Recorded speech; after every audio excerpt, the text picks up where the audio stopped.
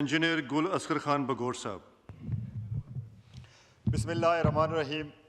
तमाम तारीफ़ें उज़ात के लिए जो सारे जानों का रब है, परवरदिगार है। सबसे पहले मैं अपनी पूरी पाकिस्तानी कौम को बनियानुल मरसूस ऑपरेशन की कामयाबी पर मुबारकबाद पेश करता हूँ। ना सिर्फ ये कौम मुबारकबाद की मुस्तहिक़ है, बल्कि इस टाइम जो हमारी पाक अफवाज ने, ख़ुसूसन एयर फोर्स ने जो किरदार अदा किया, जनाब सैयद आसिम मुनीर साहब ने जिस तरह फ्रंट से लीड किया फोर्सेस को, और जिस तरह जनाब सिद्धू साहब ने, जो हमारे एयर फोर्स चीफ हैं ज़हीर अहमद सिद्धू साहब, उन्होंने जिस तरीके से एयर फोर्स में किरदार अदा किया और जिस बहादुरी का मुजाहरा किया, उसकी मिसालें पूरी दुनिया में दी जा रही हैं। और इस टाइम जिसे कहते हैं वारफेयर में बाकायदा नए निसाब की बातें हो रही हैं। तो ये सब कामयाबी जो है, ये जितना अल्लाह ताला के साथ हम शुक्र अदा करें वो कम है। अगर इस मौके के ऊपर मैं बाकी सियासी जमातों का जिक्र ना करूं तो वो भी ज़्यादती होगी। जिस तरह तमाम सियासी क़यादत ने मुतहद होकर यहाँ पार्लिमान से जिस तरह रेजोल्यूशन पास किया, वो एक मैसेज था इंडिया को कि हमारे अंदरूनी इख्तलाफात अपनी जगह, लेकिन जब भी मौका हक़ व बातिल होगा, इंशाअल्लाह ताला ये पूरी कौम सीसा पिलाई हुई दीवार बन के खड़ी हो जाएगी, और इन्हें साबित कर दिया।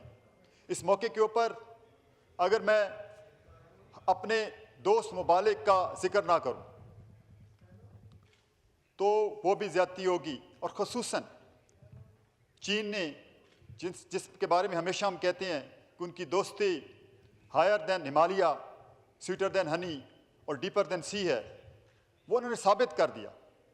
जिस तरह तुर्की ने साबित किया, जिस तरह अज़रबैजान ने साबित किया, जिस तरह हमारे मिडल ईस्ट के मुसलमान ममालिक ने साबित किया, सब ने साबित किया कि पाकिस्तान पे खुदा न खास्ता अगर कभी बुरा वक्त आया तो हमारी कौम के साथ ये भी सीसा पिलाई हुई दीवार बन के खड़े रहेंगे।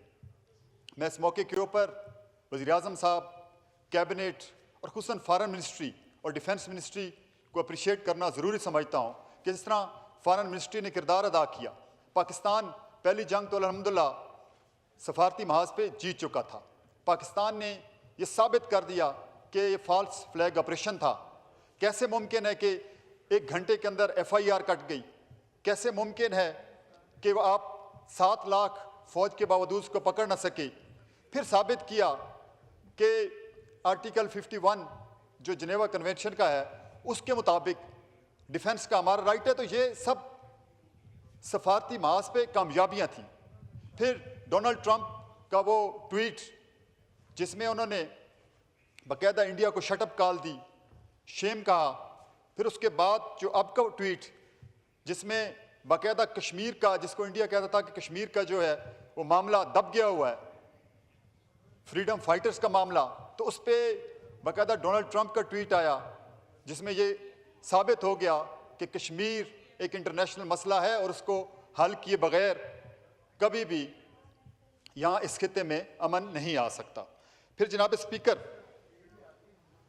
इस फोरम से मोदी साहब को चंद पैगाम देना ज़रूरी समझता हूँ।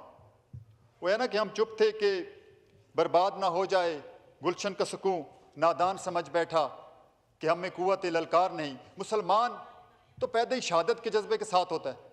मुसलमान तो या शहीद होगा या गाजी होगा। तो ये जंग तो अभी शुरू ही नहीं हुई, ये तो एक ट्रेलर था। अगर ये जंग आगे लगती तो शायद उसको अंदाज़ा ही नहीं था कि उसके साथ क्या होने वाला है। दूसरी गलतफहमी उनको जनाब चेयरमैन ये है कि उनके चूँकि मीडिया ने एक मजाक बनाया हुआ है। हर टाइम शायद पाकिस्तान को वो ये साबित करने की कोशिश करते रहते हैं कि शायद कोई छोटा सा मुल्क है, नेपाल भूटान है, जहाँ बिल्कुल तबाही हो गई है जी, फाइनेंशियल क्राइसिस हैं जी, वहाँ पे टेररिज्म हो गया जो ख़त्म होने वाला है। और उस चलो वो तो एक था। अब मोदी चाय बेचता बेचता प्राइम मिनिस्टर बन गया। अब उसका काम चाय बेचना था, वो प्राइम मिनिस्टर बन गया। उसको तो कम से कम समझदारी का मुजाहरा करना चाहिए था। उसको तो देखना चाहिए था कि 2 एटॉमिक पावर्स हैं, उनको आप एक फ्लैश पॉइंट पे लेके जा रहे हो। तो एक बहुत बड़ी जिससे उसने नादानी की। और हमारा एक ब्लेसिंग इन डिस्गाइज ये हुआ कि वो कौम जो चंद चीज़ों में बिखरी पड़ी थी वो मुतहद हो गई। और उसने अपना मजाक पूरी दुनिया में बनवा लिया। फिर हमारी सुपर पेसी जिस तरीके से हमारे पायलट्स की अप्रिसिएशन पूरी दुनिया में हो रही है वो आप देखें। और एक चीज़ वो बड़ी जिसे कहते हैं मिसकंसीव कर गया, वो ये थी कि हमेशा मैन बिहाइंड गन होता है। गन की अहमियत से कोई इनकार नहीं कर सकता, एमुनिशन की अहमियत से कोई इनकार नहीं कर सकता, लेकिन मैन बिहाइंड गन वो बड़ी प्रोफेशनल हमारी आर्मी है, बड़ी मेरी प्रोफेशनल नेवी है। और जो सबसे बड़ा इस टाइम इनको अप्रिसिएशन करना ज़रूरी है कि हमने डीएस्केलेशन की। हमारी आर्मी ने बड़ा प्रिसाइजली, हमारी नेवी एयरफोर्स ने उसको एस्केलेट मामले को नहीं होने दिया, वरना उन्होंने तो कोई कसर नहीं छोड़ी। कोई उनके जो उनके हालात थे उसमें उन्होंने कोई कसर नहीं छोड़ी। फिर एक और Wind up करें, चीज़, बस सिर्फ 2 मिनट दीजिएगा जी। देखिए 3 बड़ी अहम चीज़ें हैं जिसके ऊपर अभी बात करना बड़ा ज़रूरी है, वरना ये हम फिर फ्लैश पॉइंट पे खड़े हुए हैं।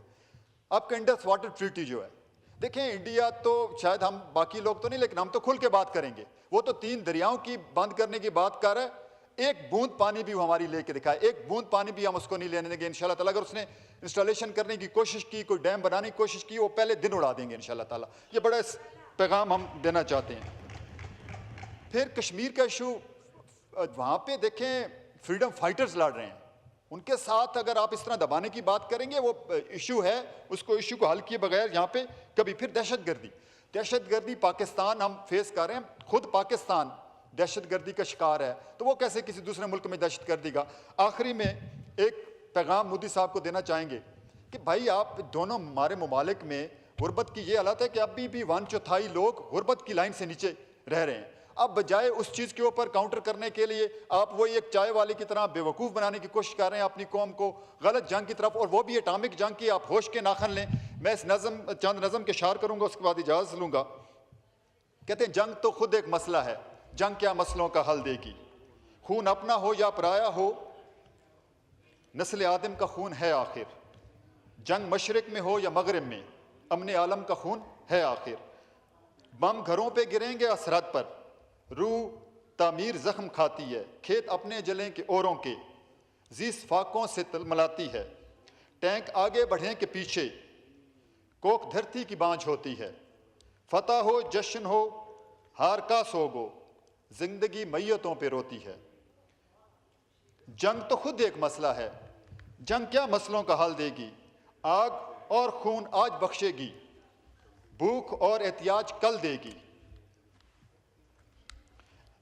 इसलिए ए शरीफ इंसानों, जंग टलती रहे तो बेहतर है।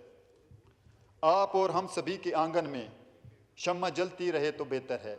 जंग तो खुद एक मसला है, जंग क्या मसला Thank you. हल देगी।